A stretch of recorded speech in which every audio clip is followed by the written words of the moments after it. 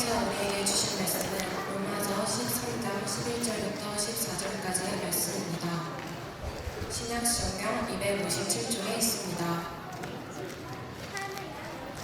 이제 하나님의 말씀을 봉독합니다. 또한 너희가 이 시기를 알거니와 자라나게 때가 벌써 되었으니 이는 이제 우리의 구원이 처음 믿을 때보다 가까웠습니다. 밤이 깊고 낮이 가까웠으니 그러므로 우리가 어둠의 일을 벗고 빛의 갑옷을 입자. 낮에와 같이 단정히 하고 방탕하거나 술 취하지 말며 음란하거나 호색하지 말며 다투거나 시기하지 말고 오직 주 예수 그리스도를 믿고 저녁을 위하여 육신의 일을 부모하지 말라.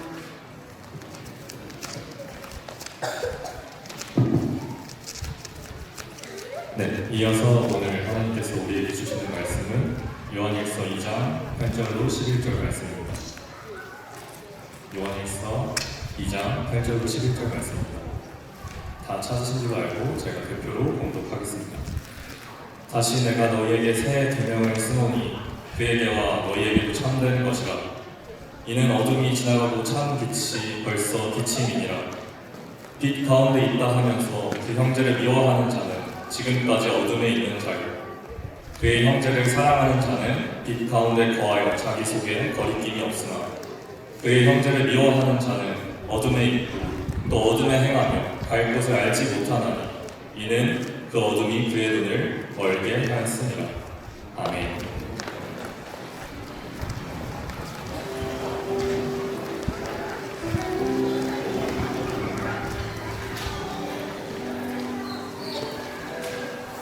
할렐루야.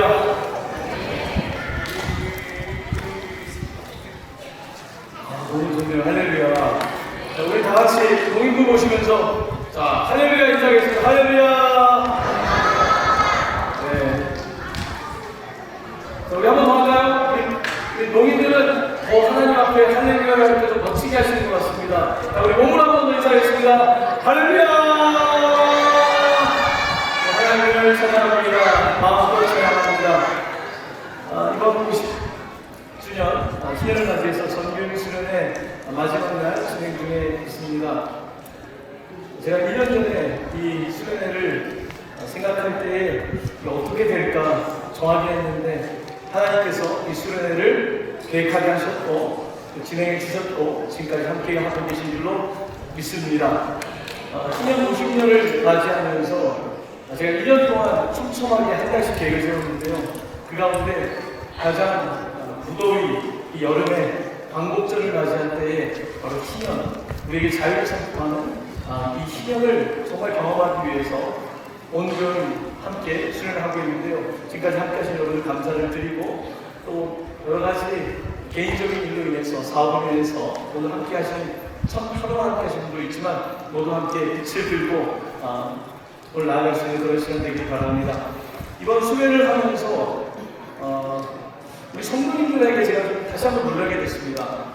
우리 성도님들에게 소위 그 저력이라고 할까요? 우리 성도님들이 정말 대단하시구나. 못하는 게 없으시더라고요. 주어진 것들을 다 감당해내고 그 기간 동안에 서로 웃으면서 하다가 합력하는 모습을 보면서 이 교회는 정말 귀한 교회구나. 우리 성도님들 한 분 한 분이 너무 정말 착하고 사랑스럽다는 것, 그리고 하나님께 주신 은사도 많다는 것을 보게 되었습니다. 이렇게 귀한 교회 담임 목사님으로서 얼마나 감사한지요. 자, 오늘 여러분들과 함께 이제 네 번째 말씀을 좀 나누고자 합니다. 오늘 빛의 갑옷을 입자는 말씀을 전하고 저 개인적으로는 우리 세상의 동반교회에 50주년을 맞이하셨던 수련의 내용을 잘 정리해서 문서로 설교 내용들을 여러분께 전달해 드리도록 하겠습니다. 조금 정리가 되면 이렇게 드릴 테니까 우리 수련회 때 같이 받았던 말씀, 빛에 대한 말씀, 우리 교회의 정체성에 대한 말씀을 좀 더 깊이 새길 수 있게 되길 바랍니다. 자, 오늘 말씀에서 첫 번째 포인트는 이 시기, 카이로스라고 그러죠. 시간과 시기의 차이점에 대해서 좀 말씀을 드리고자 합니다. 자, 시간과 뭐라고요? 시기. 비슷한 단어 같지만 상당히 의미가 다릅니다. 자, 오늘 함께 읽었던 로마서 13장 11절 말씀을 또 같이 읽어보도록 하겠습니다. 또한 너희가 이 시기를 알거니와 자다가 깰 때가 되었으니 이는 이제 우리의 구원이 처음 이룰 때보다 가까웠습니다. 아멘. 우리가 시간이라고 하는 것은 모두에게 주어진 거예요. 그렇죠? 24시간 주어져 있습니다. 2박 3일이라는 수련회를 우리가 진행하고 있는데 그 시간을 우리가 크로노스라고 말하는데 시간 말고 시기 바로 그때를 뜻하는 이 시기 카이로스라고 하는 것은 좀 특별한 의미가 있습니다.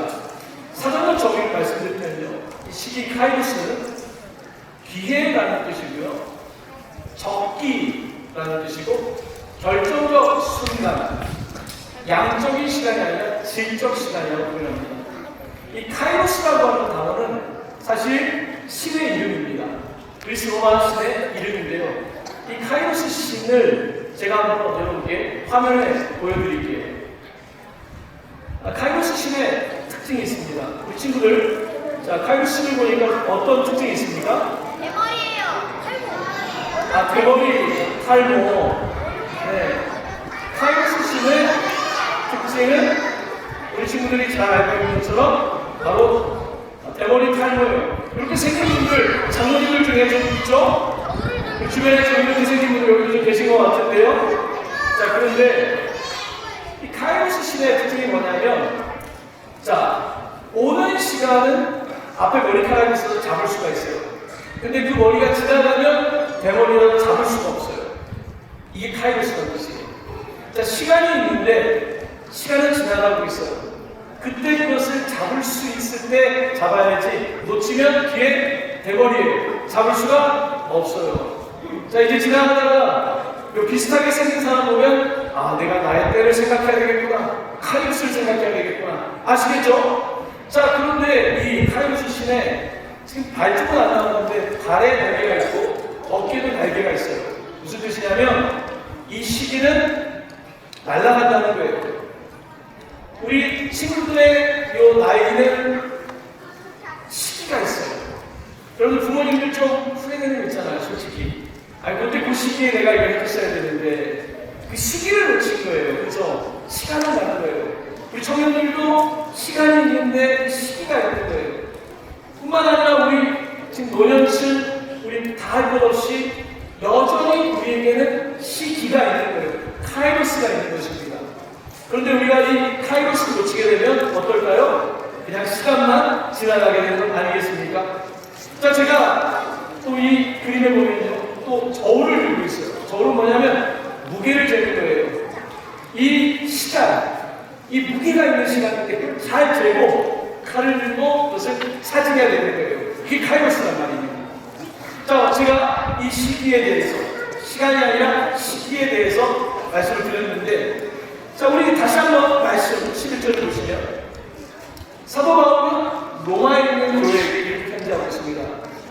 여러분이 이 시간이 아닙니다. 카이로스를 알거니와 지금은 자다가 깰 때가 되었다고 말합니다. 자, 자다 깬다는 건 어떤 뜻이냐면, 로마의 그 군인들은 특별히 그 4번의 시간을 쟀어요. 그래서 밤에 저녁 해질 때부터 아침까지 4번을 쟀는데, 이제 고초가 교대를 할 때 4경, 이제 자다가 깰 때가 된 거예요. 그 자다가 깰 때가 되었는데 그 시간은 시기라고 말하는 거예요. 24시간 중에 깨어나는 시기라고 말하는 겁니다. 자, 그래서 뭐라고 표현하냐면, 여러분 지금 이 카이로스 시기가 있는데 이때에 어떨까요? 이제 예수님 오신 날이 더 가까웠다. 구원 우리가 처음 받았을 때보다 예수 오신 날이 더 가까웠다고 표현하고 있고, 카이로스가 가까웠을 것을 사부라라고 말씀하고 있는 것입니다. 깨어나라고 말씀하고 있는 것입니다. 사랑하는 성도 여러분, 여러분들은 예수님이 재림하실 것을 믿습니까? 우리 친구들은 예수님이 재림할 걸 믿어요? 예수님 본 적도 없는데 예수님 정말 오실까요? 우리 어른들은 어떠십니까? 예수님 재림을 믿으십니까? 아멘? 예수님 재림을 믿는 사람이라면 우리 인생이 다르겠죠. 우리가 태어났잖아요. 여러분 죽음이 있다는 거 알고 있잖아요. 태어났으면 사랑받았으면 분명히 마지막 때가 있는 것입니다. 성경은 분명하게 말씀하고 있고 그것을 내가 알 때에 시기를 살 수 있는 거예요. 나에게 죽음이 있다는 걸 알 때 지금의 시기를 놓치지 않는 것입니다. 오늘 사도 바울은 성도들을 향해서 지금의 시기는 언제냐? 깨어날 때입니다. 깨어나서 이제 정신을 차려야 될 때라고 말씀하고 있는 것입니다. 자, 이제 12절 말씀 같이 읽도록 하겠습니다. 시작! 밤이 깊고 낮이 가까웠으니 그러므로 우리가 어둠의 일을 벗고 빛의 갑옷을 입자. 아멘. 자, 밤이 깊어졌다는 뜻은 아침이 이제 가깝다는 의미죠. 여러분, 이걸 사도 바울의 표현을 들으면 죄가 깊은 곳에, 우리가 죄가 깊은 곳에 오히려 은혜의 아침이 밝아오는 것입니다. 오늘 바울은 성도들을 향해서 밤이 깊습니다. 그런데 그 말은 낮은 더 가까이 왔다는 의미인데, 그러니까 이제 자다가 일어나는 군인들처럼 빨리 어둠의 일을 벗고 자던 옷을 벗고 빛의 갑옷을 입읍시다 라고 말씀하고 있는 것입니다.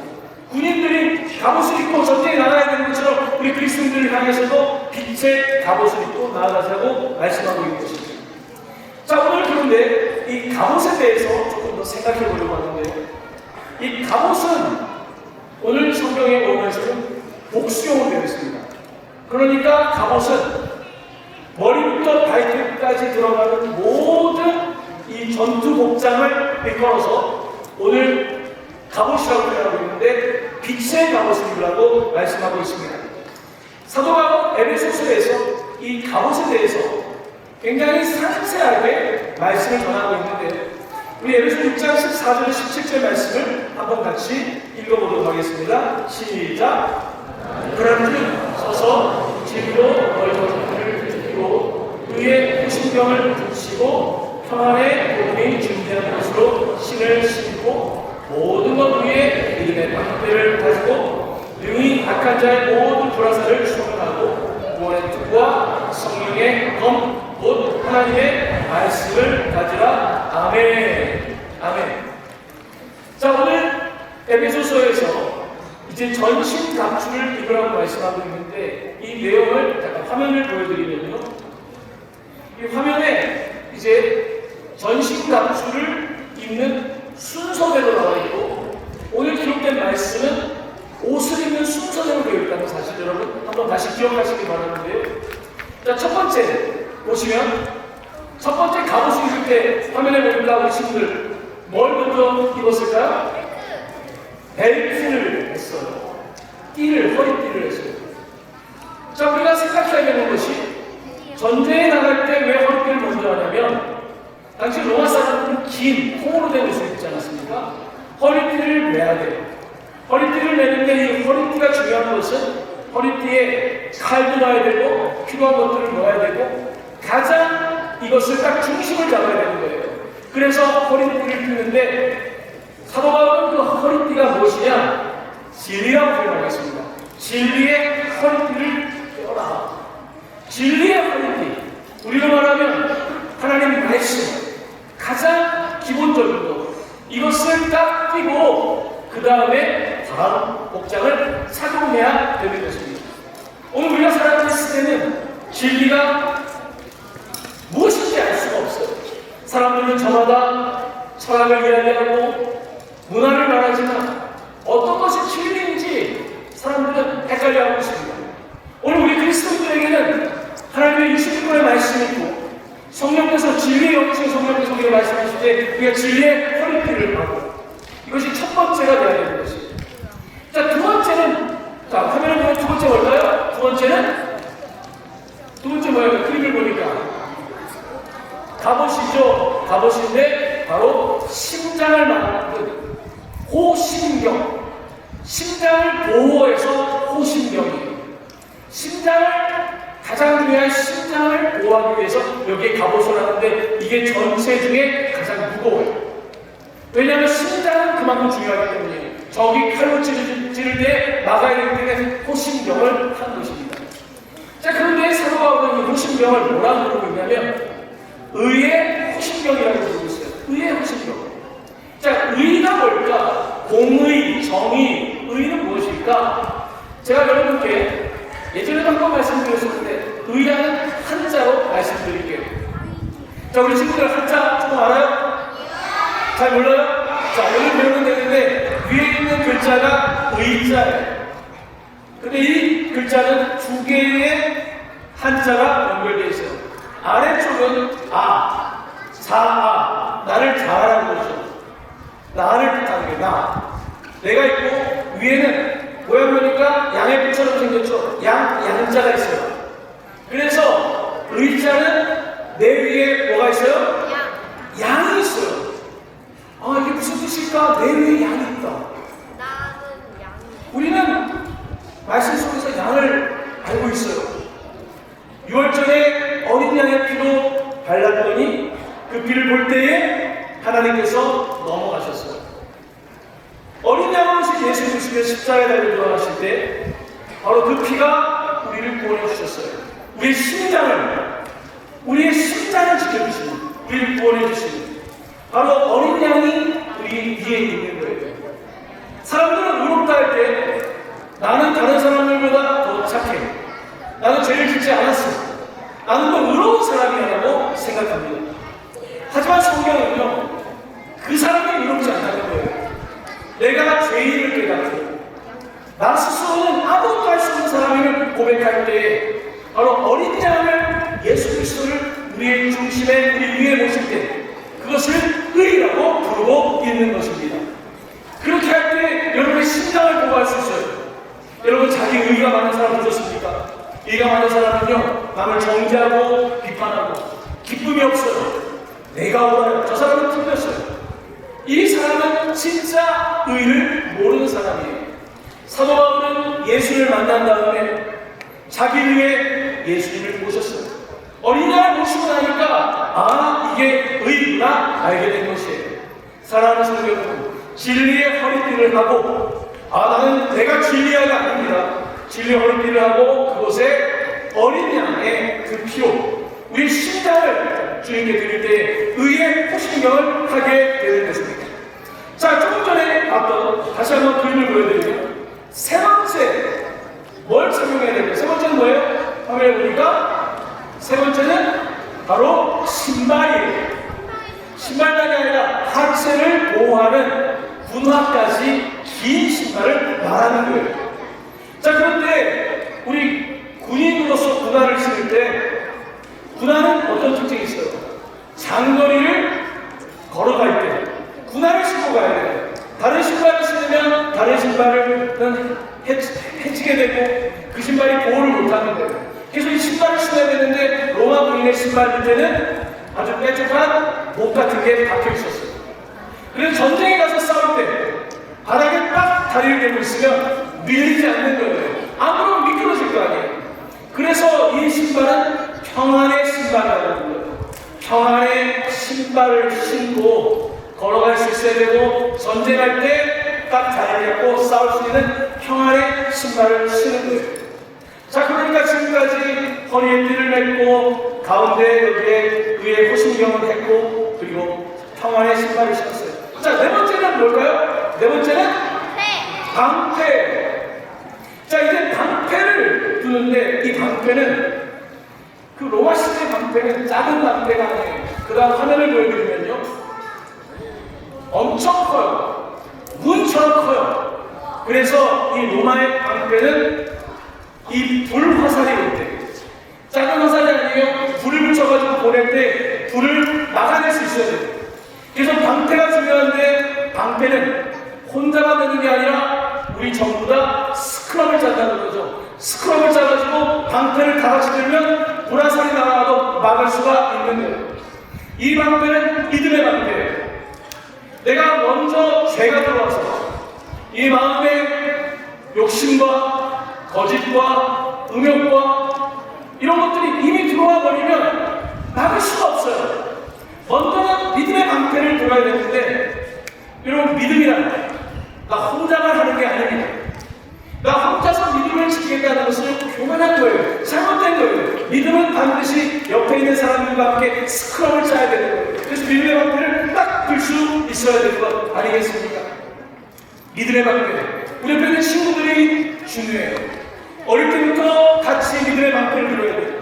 옆에 방진, 우리 청년들, 우리 국제사역부, 농인부, 또한 우리 한반도 사역부 모두 믿음 생활을 하려면 혼자못해요. 같이 믿음의 방패를 딱 들 수 있어야 되는 것입니다. 자, 여러분, 어제 우리가 많이 구호를 외쳐가지고 저도 이제 목이 좀 가려고 하는데 여러분 마지막 내가 목이 가도록 소리를 한번 들을 수 있도록 해줄게요. 자, 우리 한번 1번부터 믿음의 방패를 들라고 할 때 믿음의 방패는 옆에 있는 분과 같이 드는 겁니다.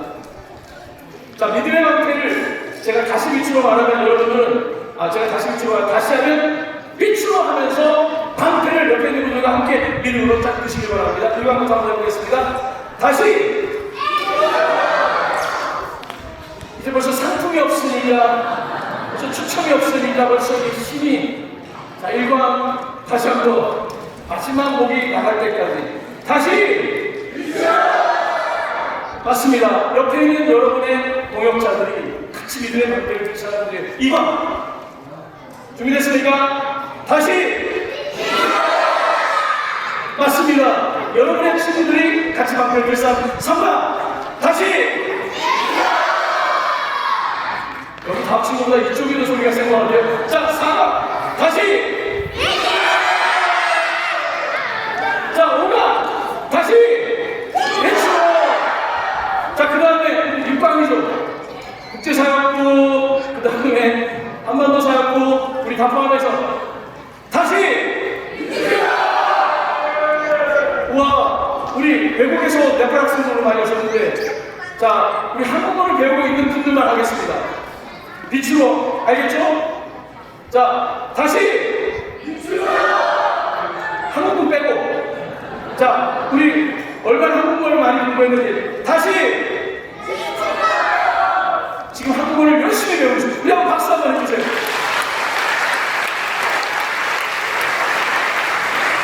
자, 우리 농민들은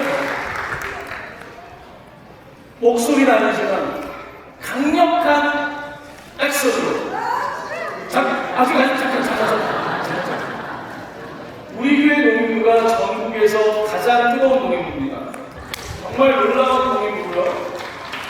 자, 박수 먼저.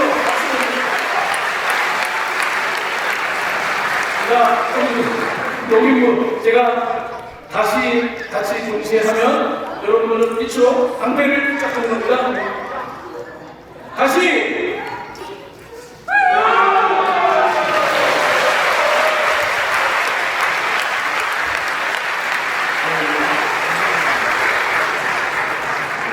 얼마나 귀합니까?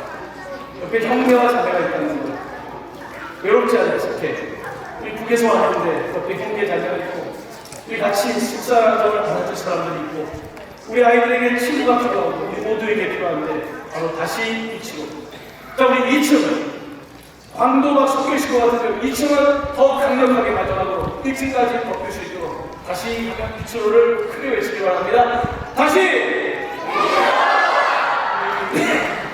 감사합니다. 우리 하나님 큰 박수 올리기 원합니다. 그래서 이제 허리에 띠를 했고 진리에 의의 신경 어린 양자 생각나시죠? 어린 양이 있고 그 다음에 의자 그리고 평안의 신발을 신고 믿음의 방패를 했고 자, 그 다음에 전쟁에 나가려면 마지막으로 투구를 써야 됩니다. 전쟁에 나가기 전에 구원의 확신을 가지고 나가야지 여러분 지게 돼 있습니다. 안 그러면 구원의 확신해보자 치는데 이것은 여러 가지 다른 것이 아니라 구원의 투구라고 되어 있습니다. 구원의 투구를 딱 쓰고 딱 화면에 계속해서 좀 보여주시면 다섯 번째는 구원의 투구예요. 자, 이 투구를 쓰고 이제 마지막은 뭡니까?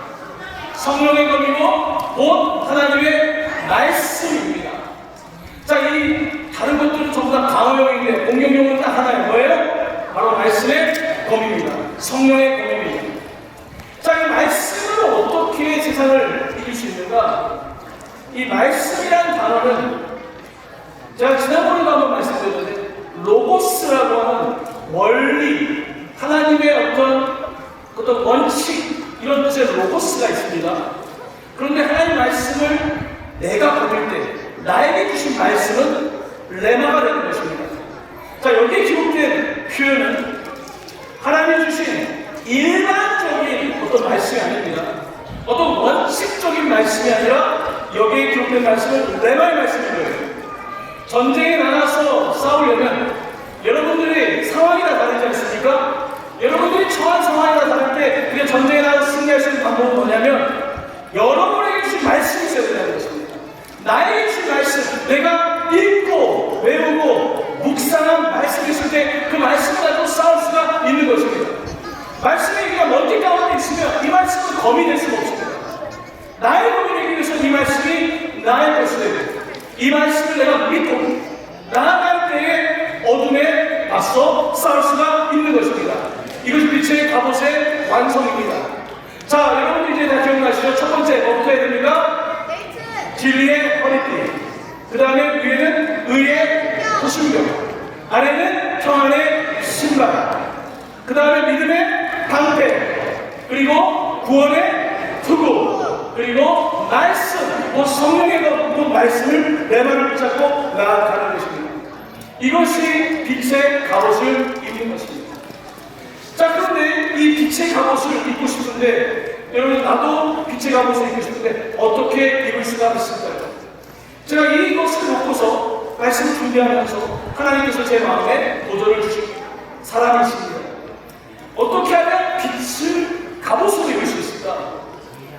오늘 말씀드렸던 로마서와 에베소서를 바울이 썼는데 바울이 자꾸 생각나는 거예요. 바울은 어떻게 그 갑옷을 입게 됐을까? 바울은 어떤 방식으로 그 갑옷을 입고, 여러분도 그 갑옷을 입고 싶지 않습니까? 빛의 갑옷을 입는 법은 사도행전 9장 3절에 나와 있습니다. 우리 한번 이 말씀을 같이 읽도록 하겠습니다. 사울이 길을 가다가 다메섹에 가까이 오더니 호련히 하늘로부터 빛이 그를 불러 비추는지라. 아멘. 사울이 길을 가다가 갑자기 하늘로부터 빛이 그를 불러 비췄습니다. 제가 여러분에게, 우리 특별히 아이들에게 이걸 설명하기 위해서 16세기의 까라바조라는 유명한 화가의 그림을 한 장 보여줄게요. 자, 우리 친구들, 부모님들 같이 화면을 보시면요. 자, 이 까라바조의 그림의 제목은 바울의 회심입니다. 바울의 회심인데, 여러분들 잘 보시면 까라바조는 그 전의 사람들은 종교화를 그릴 때, 기독교 그림을 그릴 때 신의 모습을 직접 그렸어요. 근데 까라바조는 신의 모습을 그리지 않고 빛으로 하나님을 보이기 시작했습니다. 그래서 그때의 장면을 유럽의 모습으로 그린 건데요. 자, 까라바조가 그린 그림을 보면 밑에 누워있는 사람이 누굴까요? 바로 바울입니다.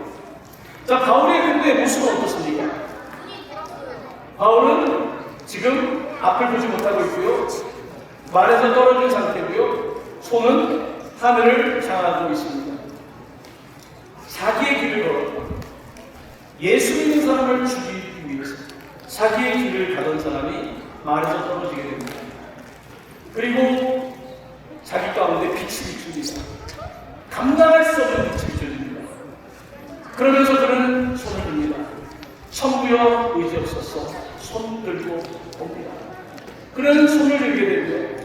앞을 보지 못하며, 그런데 놀라운 것은요, 앞을 보지 못하는데 너무 영적으로 깊은 빛을 보는 거예요. 분명히 앞을 못 보는데 말할 수 없는 빛을 보는 거예요. 이 바울이 빛의 갑옷을 입는 장면입니다. 바울은 그 전에 이렇게 생각했습니다. 내가 조금 더 열심히 하면, 내가 조금 더 열심히 살면 내가 하나님께 갈 수 있을 거라고 생각했습니다. 근데 하나님께서는요, 그렇게 보지 않았습니다. 하나님께서는 빛의 역사는요, 어둠 가운데 내가 열심히 해도 될 게 아니에요. 빛이 들어오면 어둠이 떠나가는데, 제가 지난 수련회 때 말씀드렸던 것처럼 빛은 그냥 스위치를 키면 되는 거예요. 스위치를 키면 그때 빛이 들어오는 거예요. 태양이 떠오르면 빛이 들어오는 거예요. 근데 그것이 떠오르기 전에, 스위치가 켜지기 전에 사람들은요, 어둠에 있는 거예요. 어둠 가운데 있었습니다. 더더욱 그 문제는 아까 의자에서 봤던 것처럼 내가 삶의 주인이라고 생각했습니다. 바로 그 바울에게 하나님께서는 빛을 비춰주실 때 바로 내가 박해하고 있는 예수님이 그의 삶의 머리에 오실 때 그의 심장은 녹아내렸습니다. 그동안 나의 불만과 내가 의롭다고 생각했던 이 모든 것들이 녹아내리기 시작하고 그는 이제 새로운 삶, 빛의 삶을 살게 된 것입니다. 여러분, 예수 믿는 것은요, 내가 30년, 40년 동안 이렇게 열심히 해서 예수를 믿는 것이 아닙니다. 예수를 믿는 것은요, 주님께서 나에게 그 순간에 찾아오시는 거예요. 말해서 거꾸로지게 하는 거예요. 여러분, 오늘 이 자리에 있는 이유가 간증이 다 있을 텐데요, 다 주님께서 나를 거꾸로지게 하는 거예요. 내가 거꾸로지고 나니 그전에 내 힘으로 산다고 했는데 내가 거꾸로 지고 나고 내가 아무것도 못하고 무력하고 무기력하고 내가 그런 사실을 깨달았을 때 주님, 내가 주님 앞에 손을 든다고 할 때에 그때부터 나는 결심하게 되는 것이고 그리스도인이 되는 것이고 빛의 자녀가 되는 것입니다. 우리는 점진적인 방법으로 구원을 받는 게 아닙니다. 내가 더 노력 아닙니다.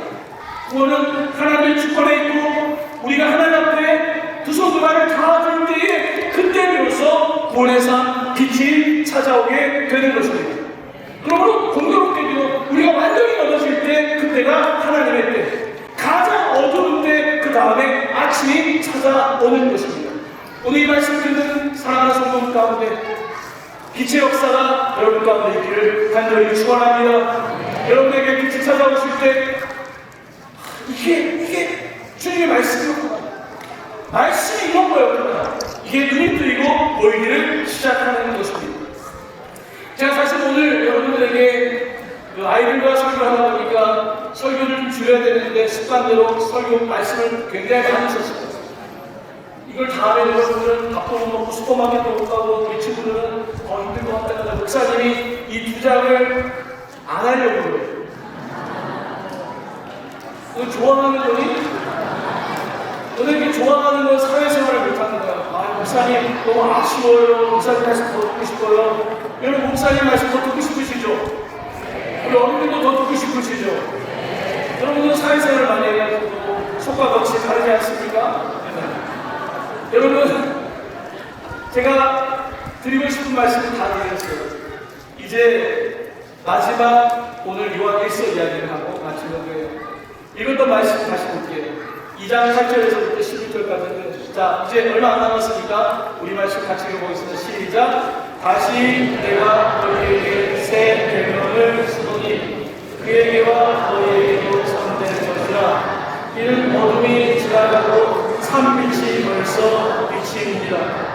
빛 가운데 있다 하면서 그 형제를 미워하는 자는 지금까지 어둠에 있는 자요, 그의 형제를 사랑하는 자는 빛 가운데 거하여 자기 속에 거리낌이 없으나 그의 형제를 미워하는 자는 어둠에 있고 또 어둠에 행하며 갈 곳을 가야지 못하나니 이는 그 어둠이 그의 눈을 모르게 하였습니다.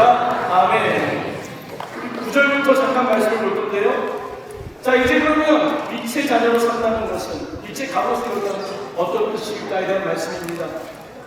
빛 가운데 우리가 빛의 갑옷을 입었다면 어떻게 되냐면, 그러면서도 그 형제를 미워하는 자는 여전히 어둠에 있다는 거예요.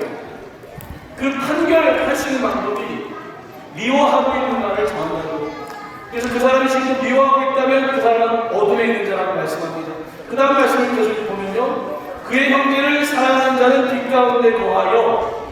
자, 그 다음 중요한 말씀을 같이 읽겠습니다. 자기 속에 거리낌이 없으나. 사랑하는 사람은 빛 가운데 있어서 투명하고 거리낌이 없다는 거예요. 여러분, 교회 공동체 안에서나 여러분의 삶 속에서 미워하는 사람이 있으면요, 어때요? 거기 가는 게 거리껴져요. 내가 여전도에 미워하는 사람이 있으면 여전도에 가는 게 거리껴진다고요. 내가 저기 뭐 부모님이 불편하면 거리껴진단 말이에요. 미워하는 마음이 있기 때문에 내가 불편한 거예요. 바울은 이거는 요한이 쓴 거죠. 요한은 우리 안에 미움이 있을 때 거리껴지는 것이고요. 그 거리껴지는 것은요, 여러분의 심리적인 에너지를 굉장히 많이 씁니다. 미워하는 사람은 성공하기 어려워요. 미워하는 에너지를 너무 많이 써요. 사랑은 거리낌이 없는 거예요. 내가 주님께 그 사랑을 받았는데, 나 같은 사람을 위해서 어린 양 예수 십자가에 달려 넘어가셨는데, 내가 그 사랑을 받고 보니까 인간적으로 미울 수 있어요. 인간적으로 계산했을 때 저 사람은 정말 양식 먹는 것 같고 미울 수 있습니다만, 내가 그 가운데 있을 때에 내 안에 빛을 보니까 거리낌이 사라지기 시작하는 것입니다. 이 거리낌이 사라지고, 이거 사람이 자기 힘으로 안 돼요. 내가 의지로 사랑할 수 없어요. 여러분, 우리나라의 법을 바꿔서 헌법 1호에 사랑을 한다고 했죠. 사랑이 됩니까? 그건 되는 게 아니에요. 법으로 되는 게 아니에요. 그것은 빛으로만 되는 거예요. 예수님으로만 되는 건데, 예수님이 들어오시니까 거리낌이 없어지고, 그 다음 말씀을 보면요, 그의 형제를 미워하는 자는 어둠에 있고 또 어둠에 가면 갈 곳을 알지 못하나니, 그 다음 마지막 다시 읽어볼까요? 이는 그 어둠이 그의 눈을 멀게 하였습니다. 아멘. 미워하는 사람은요, 눈이 어두워요. 눈이 어두워요. 그래서 내가 보고 싶은 대로 말해요. 계속 저 사람을 판단해요. 계속 정죄해요. 왜냐하면 내가 미워하기 때문에, 눈이 어둡기 때문에 그런 거예요. 이 모습만 보는 거예요. 뒤에 뭐가 있을까? 안 보이는 거예요. 여러분, 사람의 뒤에는 다 얘기가 있어요. 그게 보이지 않는 거예요. 내가 그 사람을 사랑하지 않기 때문에 그런 거예요. 우리 주님께서 여러분의 안만 보시면, 내 정면만 보시면 나는 어디에 서 계십니까? 우리 주님이 우리를 보살펴 보시고 이렇게 살펴보시고, 그러니까 오늘 우리가 이 자리에 서 있을 수 있는 거 아닙니까? 자, 그래서 빛의 갑옷을 입는다고 하는 것은 어떤 뜻입니까? 빛의 갑옷을 입는다는 것은요, 사실은 이 바울처럼 주님께서 입혀주시는 거예요. 내가 그 옷을 입고 나니까 이제는 어때요? 이제 달라진 거예요. 진리로 세상을 보게 된 거고, 세상을 살게 된 거고, 나보다 예수님이 위에 계신 것이고, 내 마음에 평강을 주신 것이고, 믿음으로 세상으로 싸울 수 방패를 드는 것이고, 그리고 구원의 투구를 쓰고 놀라운 말씀의 법으로 승리할 수가 있는 것입니다. 바로 이것이 빛의 갑옷입니다. 사랑하는 성도 여러분, 이번 2박 3일을 통해서 저는 여러분들이 빛에 대해서 더 알기를 원합니다. 우리 교회가 세상의 동방교회니까 아니라 정말 빛을 이해하고 빛을 깨닫고 우리의 삶 속에 정말 주님께 빛으로 나아갈 수 있는 그런 은혜가 있기를 예수님의 이름으로 간절히 축원합니다. 아멘. 자, 우리 사랑하는 친구들, 말씀 잘 들었어요? 자, 우리 친구들이 장난을 많이 친 것 같잖아요. 자, 그런데 말씀을 장난을 치면서 들었는지를 테스트 해볼게요. 자, 잠깐만 기다려주세요. 자, 이제 갑옷을 입는 이야기를 했는데, 첫 번째 뭡니까? 갑옷 입는데 뭐부터 첫 번째? 진리 어릴 때 들으셨죠? 자, 두 번째 뭡니까?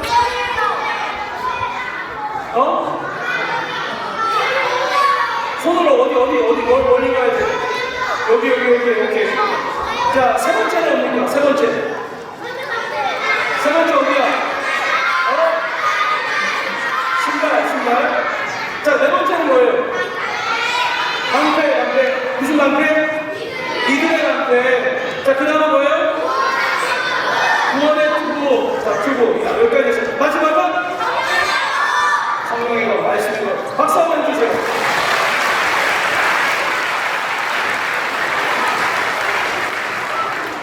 여러분, 이 친구들은 놀면서도 바뀌었습니다. 여러분들은 잘 들으면서도,